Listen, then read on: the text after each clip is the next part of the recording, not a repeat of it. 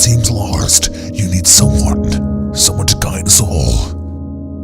Someone to lead us to the light. You need a savior, a hero. This person is... It's me! Hello! This has been a long time coming, hasn't it? I'm not going to keep saying I've been gone for so long because it's very evident I've been gone for so long. Oh, this is wonderful. I'm already enjoying this little thing we have going on right now. I feel like it's something special. Public transport is a fucking disaster. I hate it so much. So I thought I might as well make a video about it because that's how this whole situation works. I rant and make fun of things and you comment and share. It's a very wonderful relationship we have and I hope you're enjoying it as much as I am. Ladies and gentlemen, if you haven't caught on already, this is how to survive Dublin bus.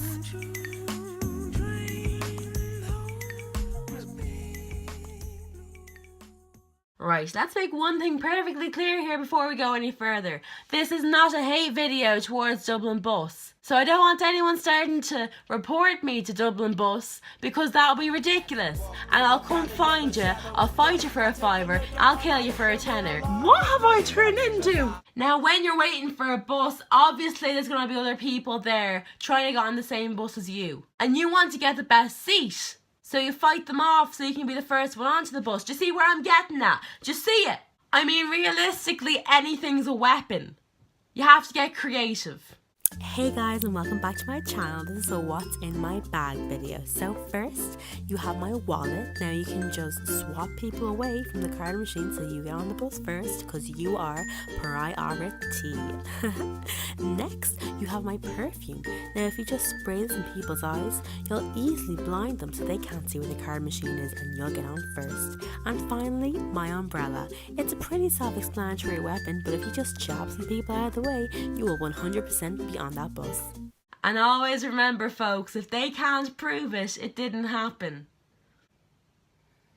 Win the race. This part's kind of like the Olympics. You're basically racing against the other people who are getting on the bus to get a good seat upstairs. Oh, how are you? Let me remind you though, if you don't get an upstairs seat or a downstairs seat, you're standing beside probably a technician and some kind of sports scholarship student, both smelling of BO and regret. You don't want to be in that situation.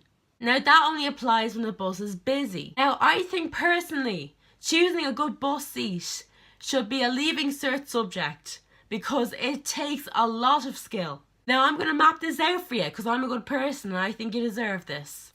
This is the bus. We have the front part of the bus, the middle part of the bus, and then we obviously have the back part of the bus. Then we have top part of the bus, middle part of the bus, and back part of the bus on top. Now, we're trying to avoid the standing area for obvious reasons at all costs, as well as the back top of the bus, because we have to do the walk of shame to the stairs if we sit there. And no one needs to fucking do that. It's awful. Never do it in your life. You're better off sticking to the middle part of the bus because you're beside the stairs and you don't actually have to move anywhere. Now, earphones are a universal sign of I don't want to fucking talk to you, go away. So carry them with you at all times. Your phone doesn't even have to be working. Just pop them in and pretend. Do a bit of a head bop every now and then and you'll be sorted. Now, if people do start trying to talk to you, you're fighting a losing battle, man. I'm so sorry. Better luck next time, you know. 2 A's. Be awake and be aware. I don't want to see any of you falling asleep on Dublin Bus because it gives everyone else anxiety. What if you miss your bus stop? Do we have to wake you up? We don't know where you're going. Stop it, please. And then being aware is obviously knowing when to get off because it's a bit awkward when you miss your stop and you have to walk half a mile because you're that fucking stupid. So again, remember, 2 A's. Now, step 6, ring that bell on time. You are already on that bus, on that absolute hell ride, and you've been caught twice looking into your neighbour's text messages, so you have to go. Like at one stage I caught someone cheating on their wife and I just rang that bell straight away. It wasn't even my stop. I just needed to get out of there alive. So I'd say just remember the bell is your safety net. If you need to get away from somewhere, just ring the bell. You don't even have to get off the bus. There's no proof you rang it. There's no proof you rang it. Say thank you and run.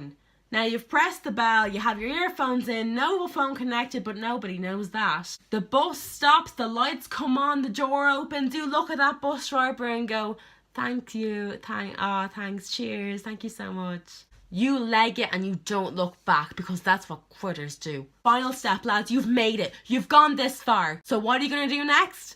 Cry yourself asleep for another 3 nights, because guess what? You're going to have to do that every single day, because you're a student and you're not trusted on the road. Whoopsie daisies.